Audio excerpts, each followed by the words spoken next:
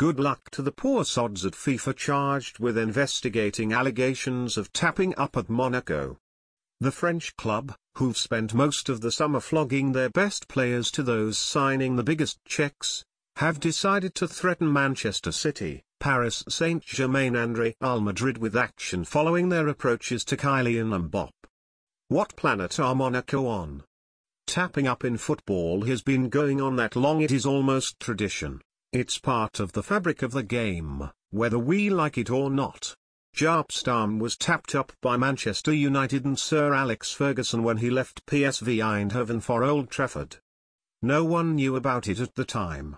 That was until Stam revealed the details of Fergie's approach in his book. Shock, horror. The duo held secret meetings to negotiate the Dutchman's switch to United. Who'd have thought it? Chelsea tapped up Ashley Cole when he joined them from Arsenal in 2006, while Arsene Wenger admitted he went to see Mbappe at his house.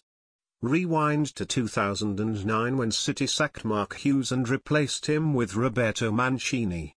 The press conference to unveil Mancini will go down in folklore because it descended into utter farce, but also revealed the new manager had been, you guessed it, tapped up. Gary Cook, who was chief executive officer at the time, claimed Mancini had only been approached a few days before being appointed. It's part of the fabric of the game, whether we like it or not. Mancini, on the other hand, promptly revealed to the media that he'd met club bosses several weeks before. The situation was laughable, but no one was the least bit surprised because it's what happens all the time in football. When a club wants to sign a player, the first thing that happens is they contact the player's camp to check he is interested in joining them.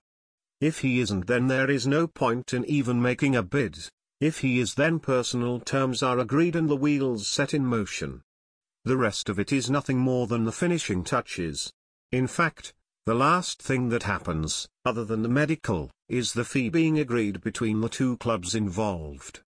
Monaco are wasting their time reporting City and the rest for approaching Mbappe, and FIFA are wasting their time investigating. Where is the line drawn? When is tapping up and when isn't it? No one knows and never will. Fergie is still close friends with Cristiano Ronaldo and speaks to him on the telephone. He also happens to still be on the payroll at United, so could a conversation between the two be construed as tapping up, because we all know United would love to have him back at Old Trafford? If clubs approached a rival asking for permission to speak to one of their targets, they'd be told no and transfers would never take place. The bottom line is that football at the highest level is a place where sharks swim through the murky waters on a mission to do whatever it takes to get what they want. If FIFA want to try and clean the mess up, then great, but it will be a futile exercise. Pep Guardiola's obsession with control and detail has stooped to comical levels in America. Following his side's defeat to Manchester United in Texas last week, each member of his squad left the changing room dressed head to toe in the same matching outfits: white t-shirts, oversized beige shorts and white trainers, complete with the Manchester City name on the back of the heel. Talk about all the gear but no idea. The whole lot of them looked like frat boys, the American term for shallow, posh blokes who think appearance is everything. The City stars looked like they were heading down the beach to hang out. The only problem was they were in Houston. Paul Pogba is regarded as being the next long-term captain of Manchester United. This season the honor will go to Michael Carrick, and the two couldn't be more different. There is no fuss with Carrick. He just gets on with what he has to do in a sensible and mature manner. Then there's Pogba. He struts around with 4 personal bodyguards and a load more hangers, an entourage Justin Bieber would be proud of. It would be enlightening to ask him what the circus is all about, but no one ever gets the chance. He never stops to speak. He has barely uttered a word in public since joining United from Juventus last summer in a world record £90 million deal. If he wants to be United captain, then he's going to have to find his voice. Has there ever been a more startling fall from grace than the one belonging to O.J. Simpson? Simpson was once the most famous and richest sportsman in America. Then, in 1995 his world collapsed when he was charged with the murders of ex-wife Nicole Brown Simpson and Ron Goldman. He was acquitted of their killings while a civil case later decided he was liable for their deaths. Simpson went on to receive a 33-year sentence for kidnap and armed robbery at a Las Vegas hotel in 2007. But last week he was granted parole and will be released from prison on October 1, having served 9 years of the sentence. The scramble is now on to secure a first interview with the former American football star turned actor, with Simpson expected to secure a fee of up to $10 million.